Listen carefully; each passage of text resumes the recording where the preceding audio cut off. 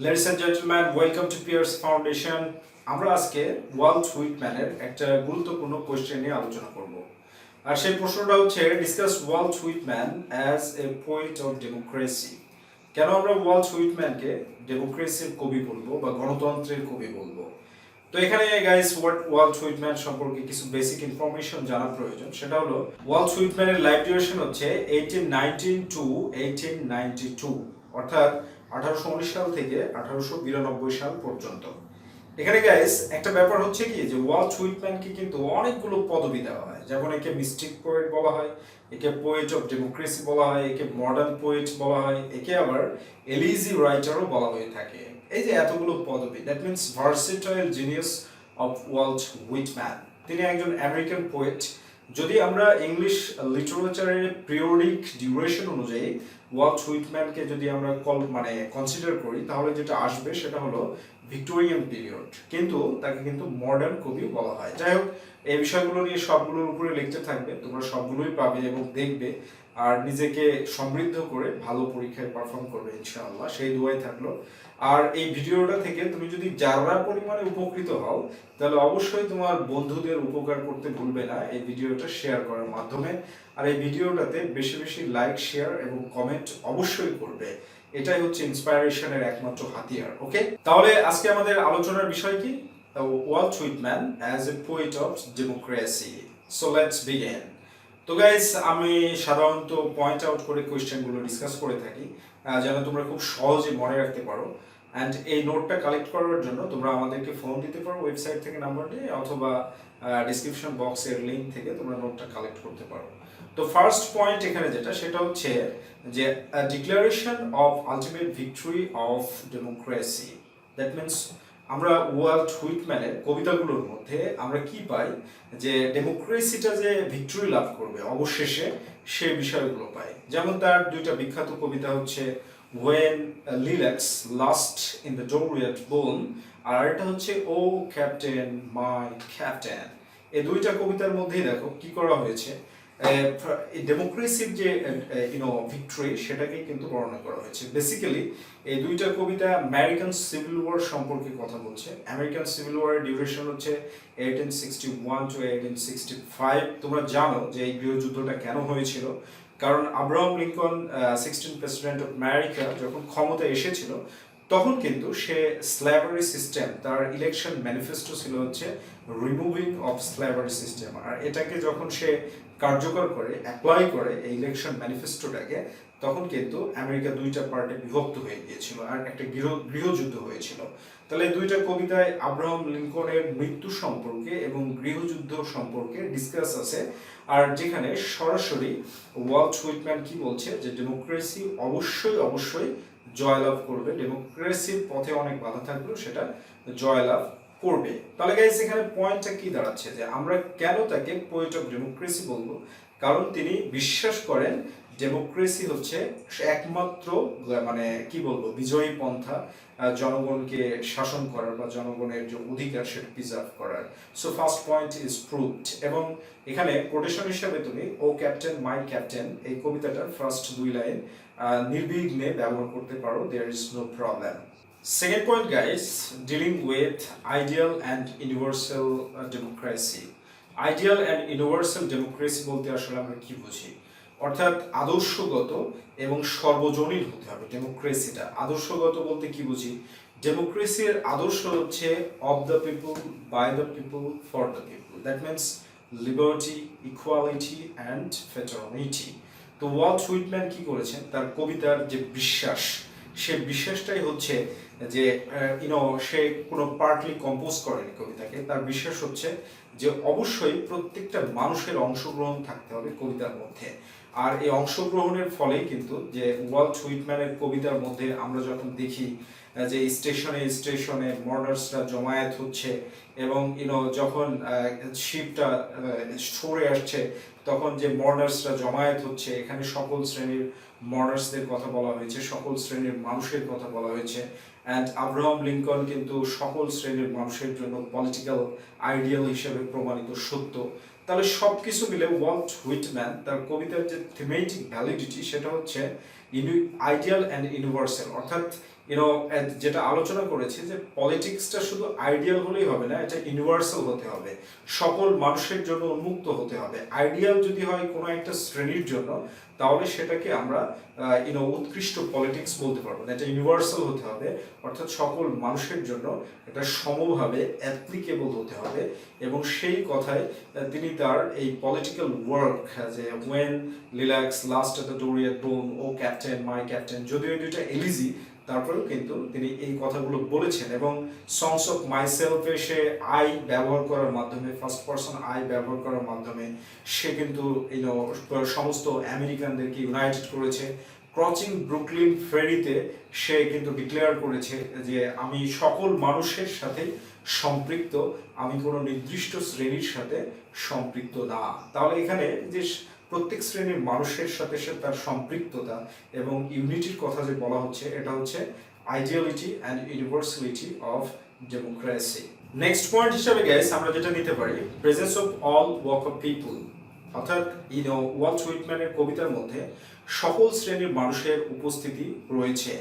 যেমন তিনি যখন ক্রচিং ব্রুকলিন ফেরি এই কবিতায় যখন ফেরিতে চড়ে পাড়ি দিচ্ছেন, নদী পাড়ি দিচ্ছেন, তখন সেখানে সকল পেশার সকল শ্রেণীর মানুষরা সেখানে অন্তর্ভুক্ত। এবং তিনি কি করছেন এই কবিতাটার মাধ্যমে, অতীত, বর্তমান এবং ভবিষ্যৎ, that means past, present, future, সব ট্রেন্ডসের মাধ্যমে, মানে এই সব মানুষের সাথে নিজের সম্পৃক্ততার কথা কিন্তু সে বলছে। আর যখন সে জাহাজের কথা বলছে, কিনারায় ভিড়ছে, তখন মর্নার্সের কোনো শ্রেণী নাই, এখানে সকল শ্রেণীর, সাদা কালো সব শ্রেণীর মানুষ, irrespective of caste, creed and colour, that means ধর্ম বর্ণ নির্বিশেষে সবাই প্রিয় নেতাকে, দ্যাট মিনস বেলাভেড লিডারকে শেষ শ্রদ্ধা জানাতে স্টেশনে স্টেশনে যাচ্ছে, সেখানে জমায়েত হচ্ছে। কৃষকরা তাদের ফসলের মাঠ থেকে উঠে চলে যাচ্ছে আব্রাহাম লিঙ্কনের মৃত্যুর সংবাদ শুনে, এবং কিনারায় এসে তারা সবাই জমায়েত হচ্ছে। এই যে এই রেফারেন্সগুলোর মাধ্যমে এটা স্পষ্ট হয় যে ওয়াল্ট হুইটম্যান সকল শ্রেণীর মানুষকে উপস্থাপন করেছেন। আর ওয়াল্ট হুইটম্যানের ডেমোক্রেসিক পলিসিটাই হচ্ছে, ডেমোক্রেসিতে কালো ধলো ফর্সা কোনো কিছুর কোনো ভেদাভেদ থাকবে না। দ্যাট মিনস সবাই ফ্র্যাটার্নিটি ব্রাদারহুডের যে স্ট্রং বন্ড, সেই বন্ডে আবদ্ধ হবে, তাহলে সবাই কি হবে, সুখে শান্তিতে থাকতে পারবে। এই অনুরূপ ডেসক্রিপশন দিয়ে আসলে নোটটা করা হয়েছে with quotations. You can collect that, okay. I am not advertising, right?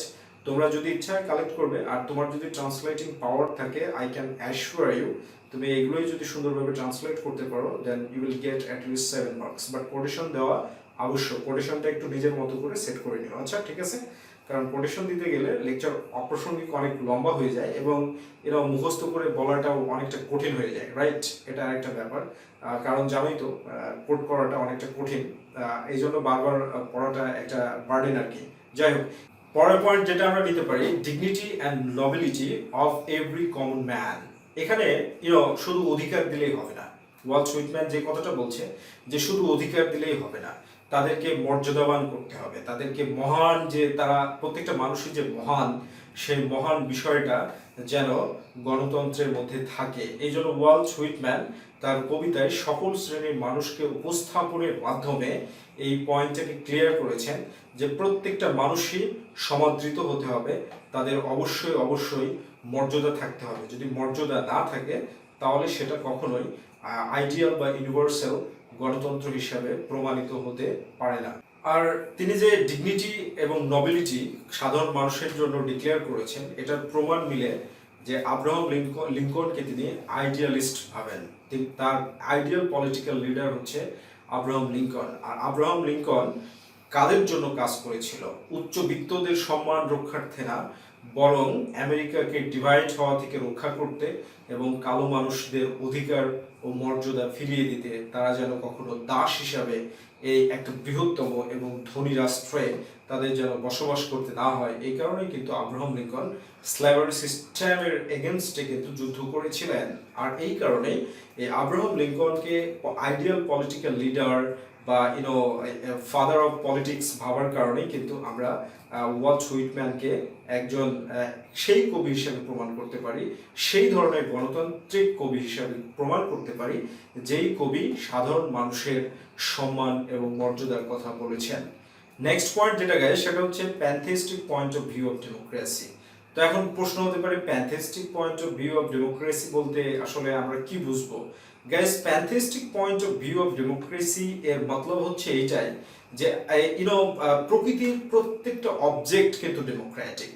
ঈশ্বর কিন্তু তাদেরকে স্বাধীনভাবে সৃষ্টি করেছেন, আর এটা হচ্ছে একটা mystic conception of democracy.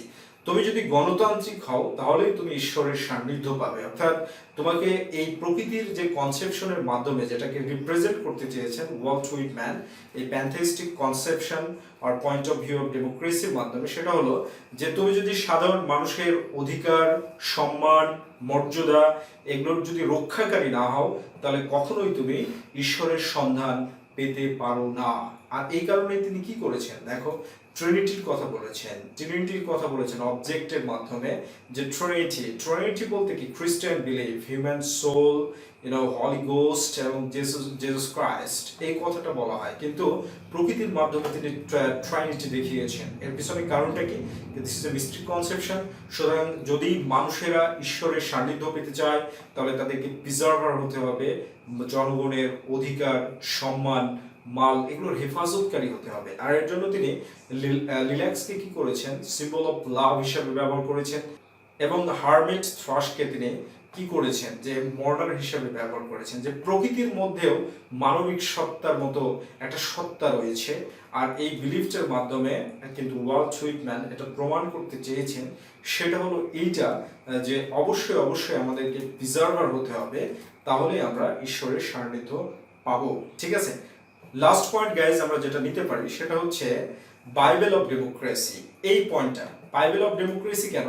Walt হুইটম্যানকে consider করা হচ্ছে composer of Bible of democracy. এটা তোমাদের কাছে অদ্ভুত লাগতে পারে যে বাইবেল আসলে কি নিয়ে কথা বলে, limitations and restrictions and directions. বাইবেলের ধর্মের বিষয়টা কি? ধর্মের বিষয় হচ্ছে দিক নির্দেশনা দেওয়া, সীমাবদ্ধতা এবং কোন কোন জিনিস করা যাবে না সেই বিষয়গুলো। তো ওয়াল্ট হুইটম্যানের একটা বিখ্যাত কবিতা হচ্ছে leaves of grass. Leaves of grass এতই একটা বিখ্যাত পলিটিক্যাল ওয়ার্ক যে ক্রিটিকরা এটাকে কি বলেছে, যে এটা হচ্ছে বাইবেল অফ ডেমোক্রেসি। এবং আরো একটা পয়েন্ট হচ্ছে এখানে সেটাই যে ওয়াল্ট হুইটম্যানের প্রায় প্রত্যেকটা কবিতার মধ্যে আমরা ডিরেক্টলি অর ইনডাইরেক্টলি আমরা কিন্তু ডেমোক্রেটিক কনসেপশনটা পাই। সুতরাং আমরা পরিশেষে এটা বলতে পারি যে এই পয়েন্টগুলোর কারণে ওয়াল্ট হুইটম্যানকে আমরা ডেমোক্রেটিক পোয়েট হিসাবে বা আইডিয়ালিস্ট হিসাবে কনসিডার করবো না, বরং সে যে পদ্ধতিতে ডেমোক্রেসিকে উপস্থাপন করেছেন সেটা যদিও আইডিয়াল, ইউনিভার্সাল এবং প্যানথেইস্টিক, কিন্তু at the same time practical. এই কারণে তাকে আমরা পোয়েট অফ ডেমোক্রেসি হিসাবে স্ট্রংলি ডিক্লেয়ার করতে পারি। I hope your conception is clear. তো গাইজ, পরিশেষে আবার বলছি, যদি ভিডিও থেকে তুমি যারা পরিমাণ উপকৃত হও তাহলে অবশ্যই তুমি তোমার ফ্রেন্ড সার্কেলের এবং বাংলাদেশের তোমার সমশ্রেণীর যত পরীক্ষার্থী বা তোমার ইয়ারের যতজন আছে সবার উপকার করবে, তাদের সাথে শেয়ার করার মাধ্যমে this is your moral responsibility. আর আমরা যেন নৈতিকতার অবক্ষয়টা না করি। ঠিক আছে, তোমাদের সকলের জন্য দোয়া থাকলো। Best of luck and have a good day.